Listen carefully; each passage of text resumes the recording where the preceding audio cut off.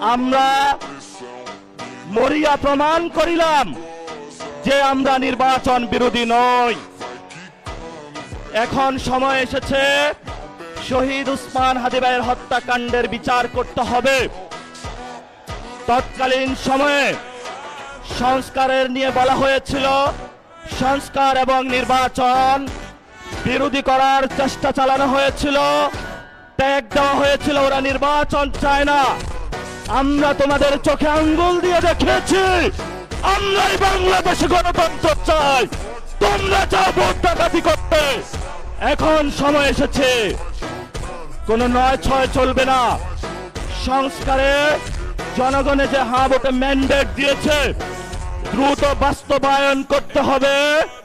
সাথে সাথে বাংলাদেশে সন্ত্রাস, চাঁদাবাজি, দখলদারিত্ব বন্ধ করার উদ্যোগ নিতে হবে।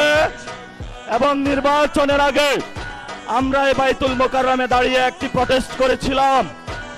ভোট ডাকাতির জন্য আমাদের জামাত ইসলামের এক ভাইকে খুন করা হয়েছিল।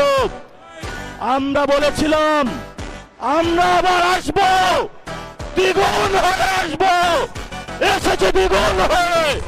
আমাদের ভাইয়ের হত্যার বিচার বুঝে নিতে হবে। রাজপথ সংগ্রাম জারি রাখতে হবে। আমরা একমাত্র ভয় পাই কার কাছে? আল্লাহ ছাড়া আমরা কারো কাছে ভয় পাই না। Vai jogando, vai jogando, vou te dançar.